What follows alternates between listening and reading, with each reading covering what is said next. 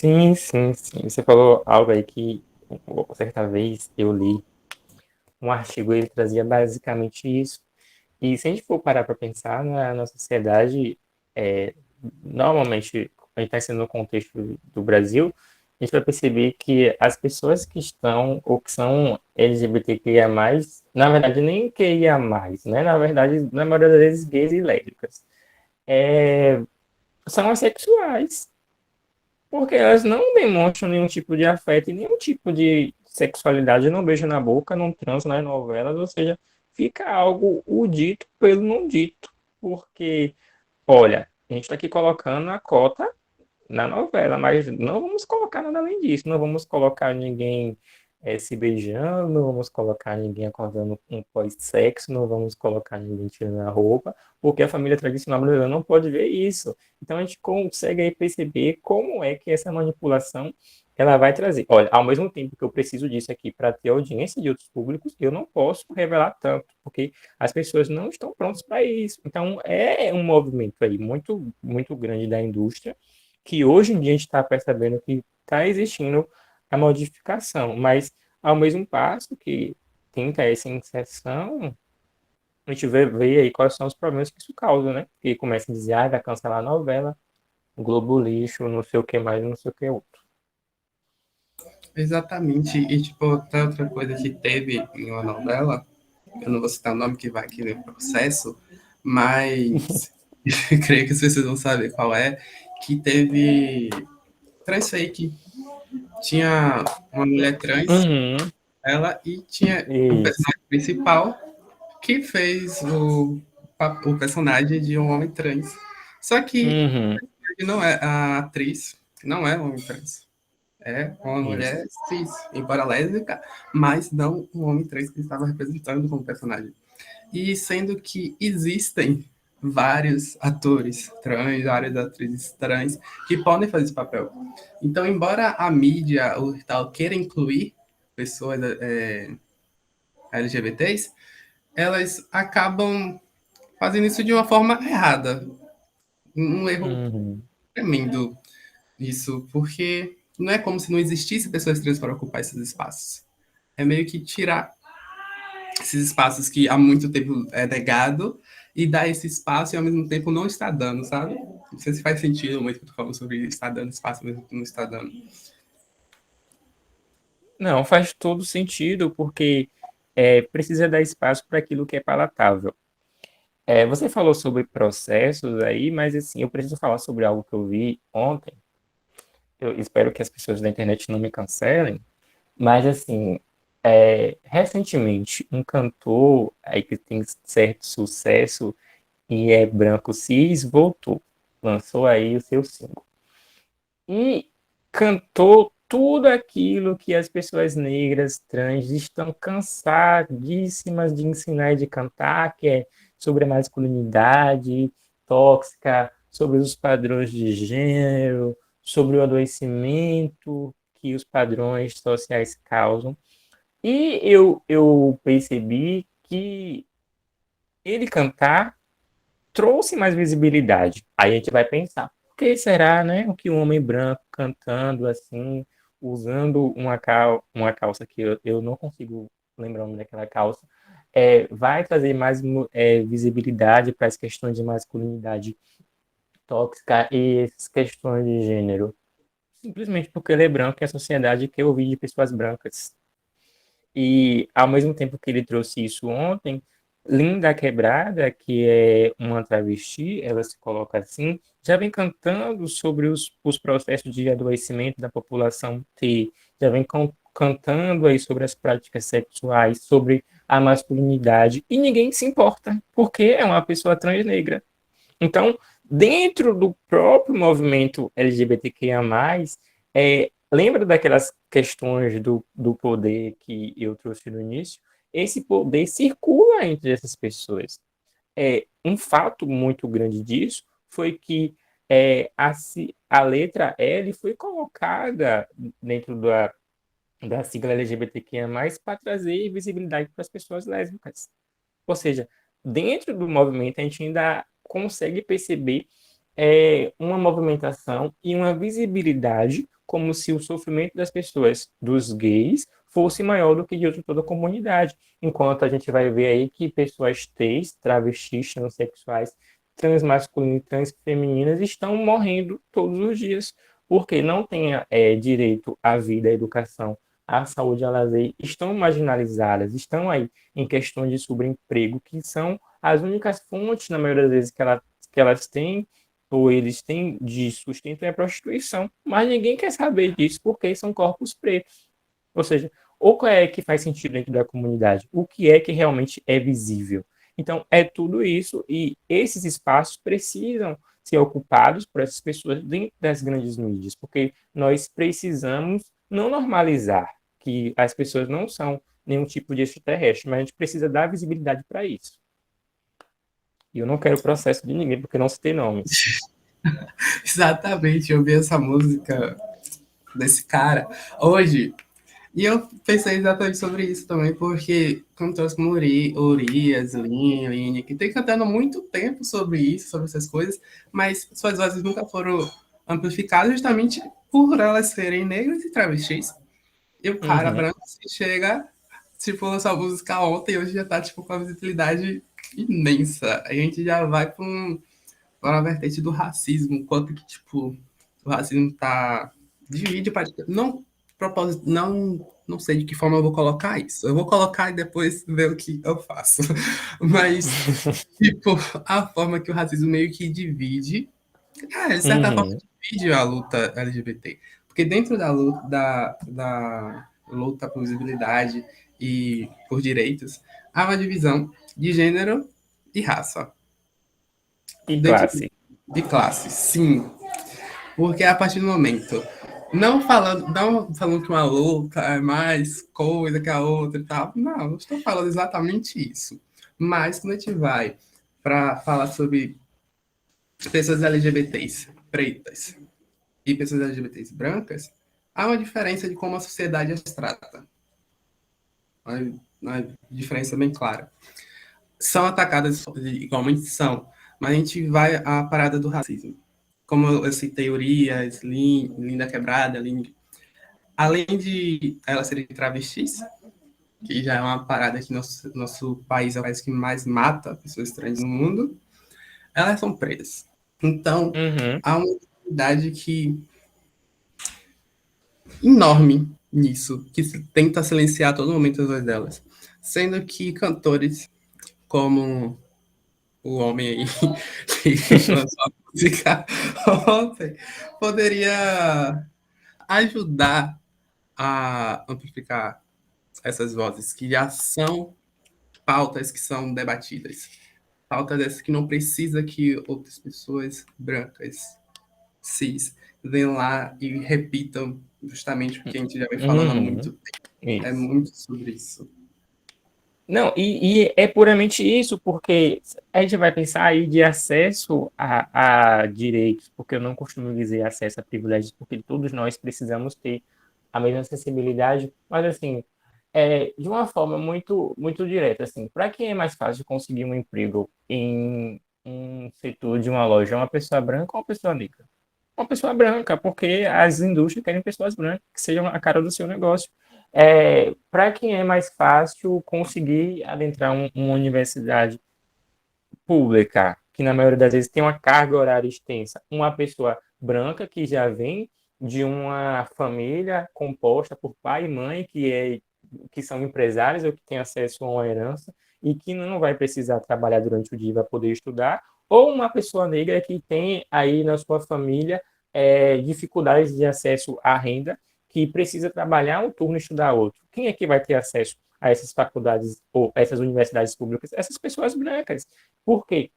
Elas vêm de um local, de um lugar onde é possível ter essa gestão financeira e essa estrutura social que permite a isenção desses espaços. Por isso aí que nós temos aí as questões de vagas afirmativas, porque vai possibilitar adentrar essas pessoas que na maioria das vezes são estigmatizadas, são mortas, né? Não têm acesso a direitos básicos porque simplesmente não conseguem.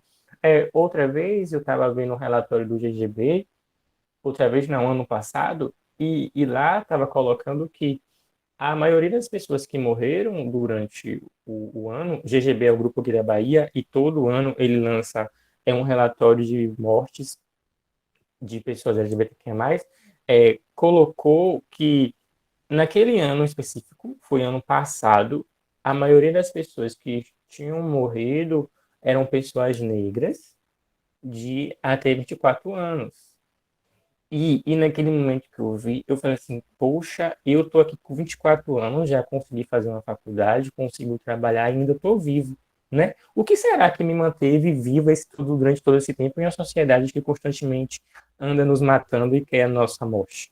Então, são coisas que faz que a gente precisa pensar e precisa visibilizar e trazer para o campo do direito, porque nós temos aí a Constituição que, de uma forma bastante didática, vai garantir esses direitos. Mas por que isso não acontece? Porque as pessoas que facilitam ou que vão dar acesso a esses direitos, na sua maioria das vezes, são pessoas brancas, héteros, cis, homens. Aí, isso aí a gente tem aqui, basicamente, a nossa instituição Brasil, que os políticos são assim. Você acha que essas pessoas estão preocupadas com as pautas das outras, que são dissidentes de gênero, as pessoas negras ou pobres? Não. Simplesmente por isso. Sim, e tem até uma coisa que é meio que Urias canta na música dela, na música é Diaba, inclusive, se vocês quiserem ouvir, super indico. Amo. É, tem uma frase que ela fala que carrega a navalha embaixo da língua. Até Uhum. certo momento da minha vida, eu escutei essa música e eu nunca me perguntei o que seria carregar essa navalha embaixo da língua. Eu sempre ouvi e ficava tipo, ué, o que será carregar uma navalha embaixo da língua? E aí eu entendi, pesquisando e vendo alguns recortes, que essa navalha se trata porque em um certo período, já é outra pauta dentro da luta LGBT, que a AIDS era uma doença de pessoas, de considerar pessoas gays e de trans. E geralmente pessoas trans, geralmente não, em sua maior parte, pessoas trans só conseguiam trabalhar na prostituição. Uhum. E até no período que a prostituição não era mais criminalizada, pessoas trans eram atacadas por policiais frequentemente. Então, uma forma de se protegerem era pegar a navalha e ameaçar se cortar. E naquela época não tinha muita informação sobre como a AIDS era transmitida e afins. Então, as pessoas tinham medo de se aproximar quando pegava a navalha e se cortava. Porque achava que se Uhum. tocasse no sangue, ia. Então, tipo, a forma que pessoas trans, gays, lésbicas, afins, pessoas LGBTs em geral, têm que lutar desde muito tempo, principalmente ao passo de que elas são marginalizadas, são jogadas na rua, ao ponto de o que lhe resta é a prostituição, porque sempre pessoas LGBTs, principalmente trans, são jogadas a esse lugar da prostituição. Não que enfatizando em nada do tipo, mas tem outros espaços negados por muito tempo, que hoje ainda é, mas que está sendo ocupado aos poucos. E não existe problema nenhum em você usar do seu corpo para você ter a sua renda. Mas isso se torna um problema quando isso é a sua única opção.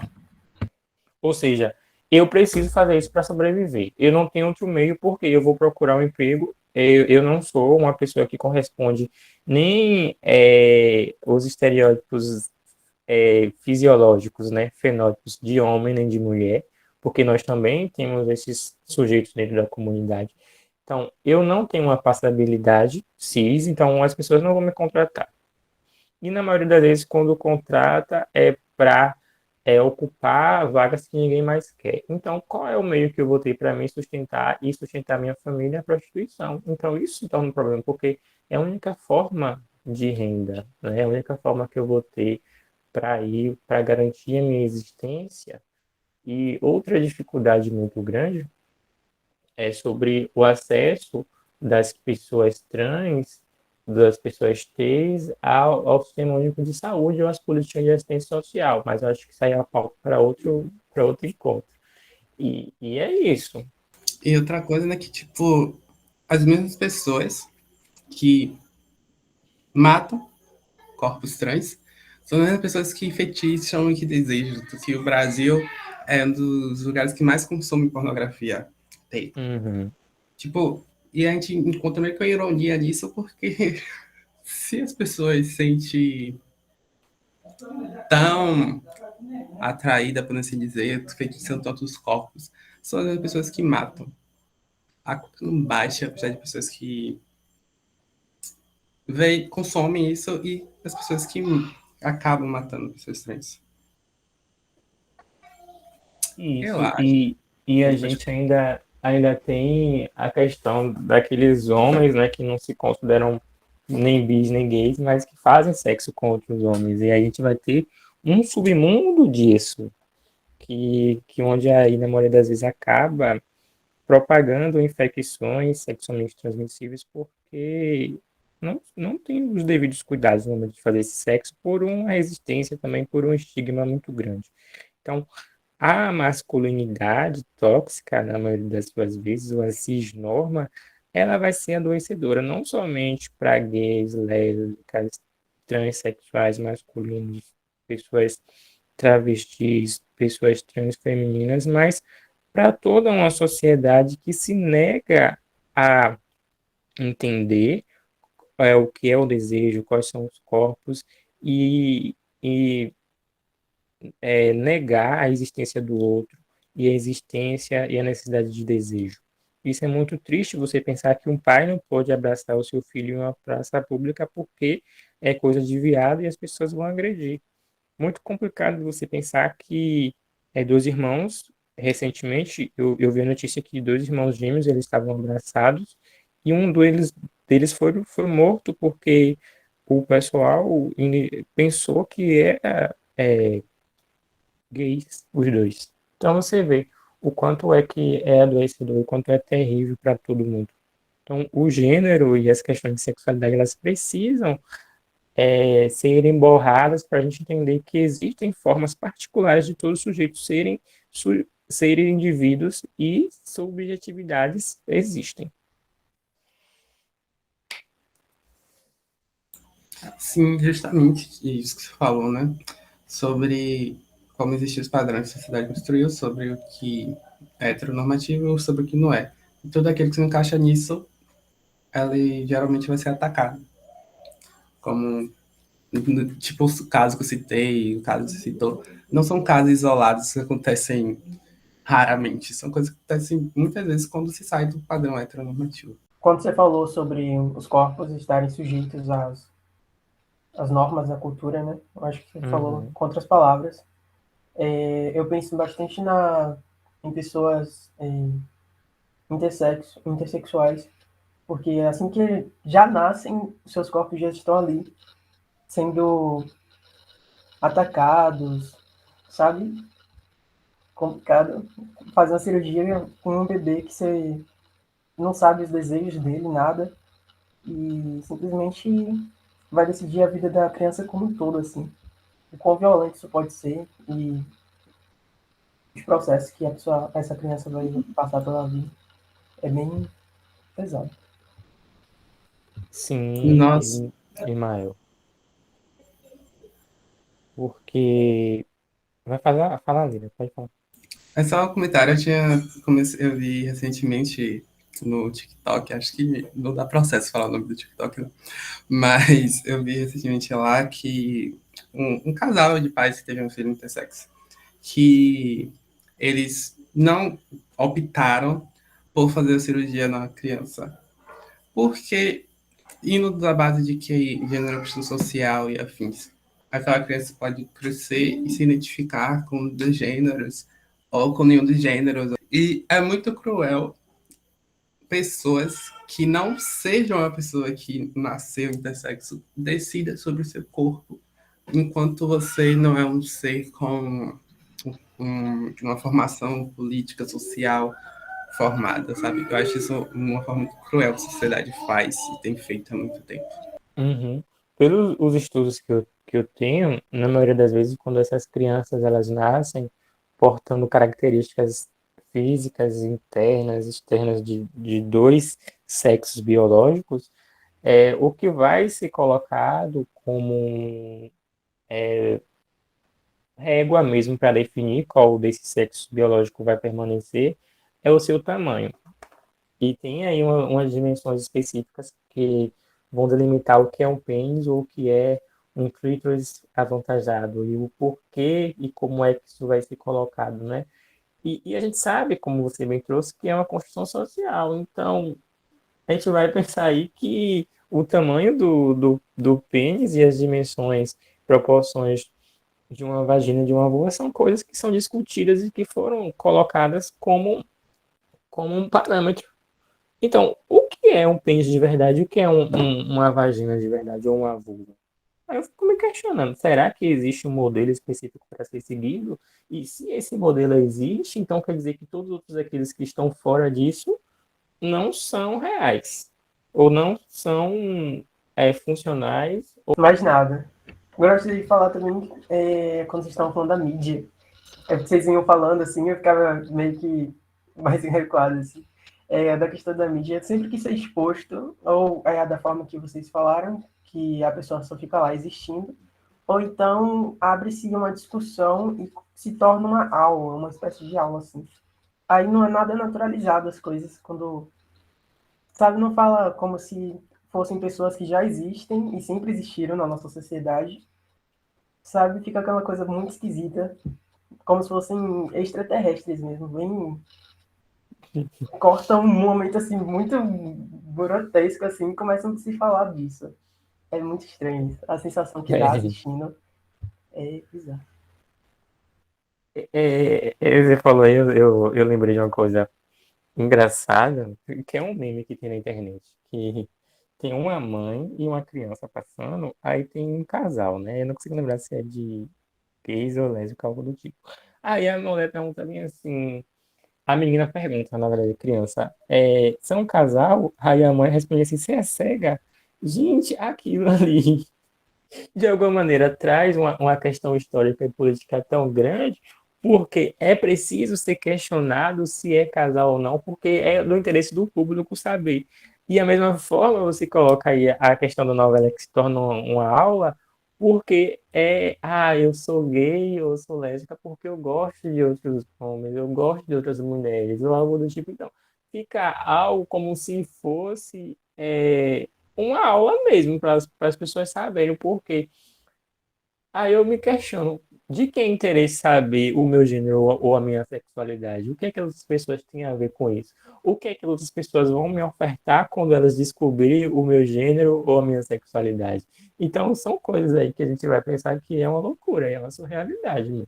Penso muito sobre isso, sobre a sociedade sempre querer colocar as coisas em caixinhas, tipo, totalmente subdivididas, e tipo, como se isso mudasse alguma coisa, assim, efetivamente, além da perseguição a pessoas LGBTs. Fora isso, Uhum. não muda nada. É como vocês Sim. falaram. É como vocês falaram. Botam aquilo ali simplesmente para atrair o público. E no final das contas torna tudo dinheiro, lucro, sabe? É uma desumanização enorme, assim, com a população. Uhum. E é o que o pessoal da internet conservador fala. Quem lacra não lucra, não. Sim, exatamente. Acho muito que pessoas que se dizem aliados, que aqui a gente fala neutro, né? Porque somos inclusíveis, é, pessoas que se dizem aliados de pessoas LGBTs e de. Calma, eu vou falar isso de novo, porque, enfim, muitas zoada externa. Meu Deus, tá maravilhoso. Ai, gente, perdão. Quer dizer, isso não vai ser do podcast, não. Perdão para vocês verem. Enfim, pessoas que se dizem aliadas da causa, que querem, de certa forma, ajudar. Além de não cometendo LGBTfobia, racismo e afins, seria usar. Então, quando uma pessoa se fala aliada, e além de não cometer LGBTfobia, racismo e afins, essa pessoa, se ela tiver certa voz ou não, porque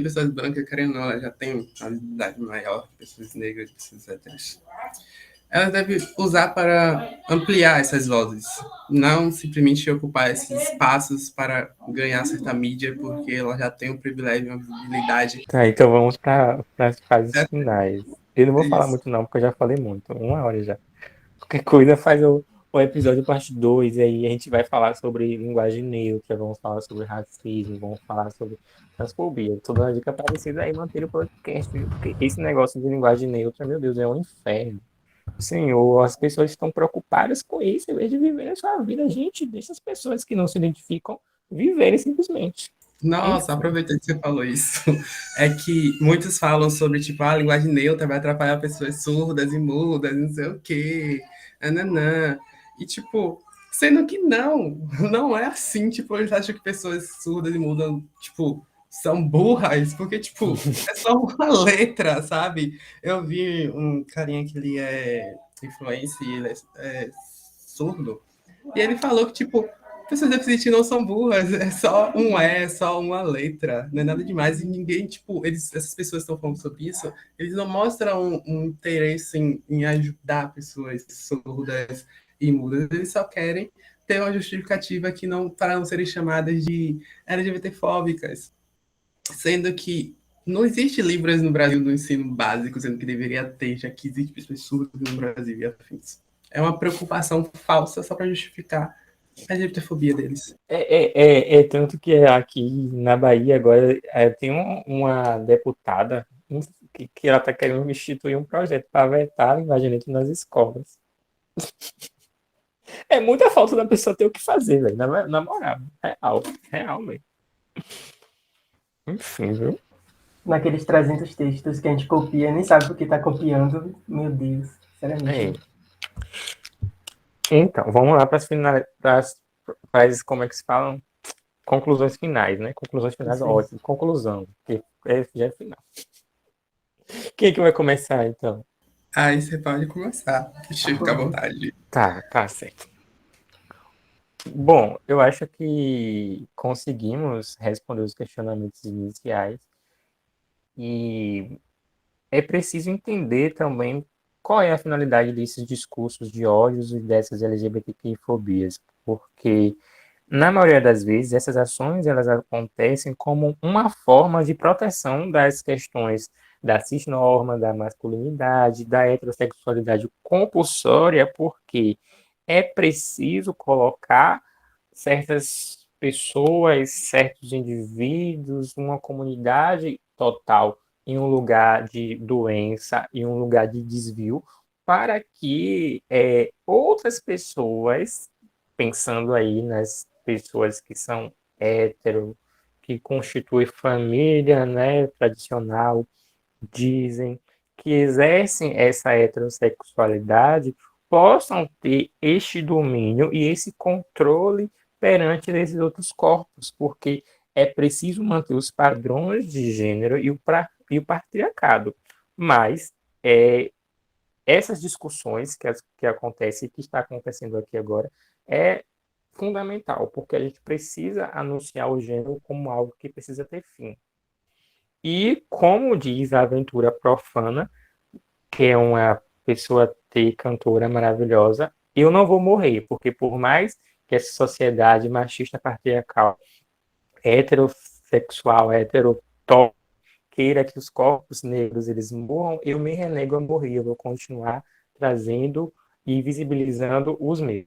E obrigado a todos por estarem aqui ouvindo e a esse grupo maravilhoso pelo convite.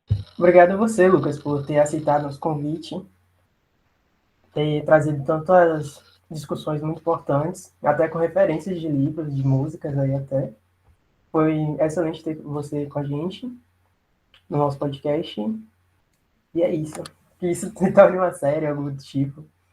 No futuro, eita, a gente possa fundar um tipo de projeto, não sei. Claro, oxe, no futuro você pode cast falando sobre linguagem neutra e afim, gente, pelo amor de Deus. É isso. Pelo amor de Deus. Aí também aproveitando, né, que já pro microfone. Obrigada a todo mundo que está ouvindo o nosso podcast e que está ouvindo os outros episódios também. E é isso, gente. embora não, a nossa luta é contínua e pessoas do meio LGBT de fora podem estar em mão dadas, de certa forma, para conseguir evoluir mais a sociedade, né? Porque embora a evolução contra a LGBTfobia no nosso país começou muito tarde, não tem muito o que mudar no nosso passado, mas no nosso presente para frente a gente pode fazer muita coisa diferente. E é isso, gente. Exatamente. Acaba o nosso episódio de hoje. Agradecendo muito a Lucas por ter aceitado e afins. E é isso. Foi tudo. Eu que agradeço.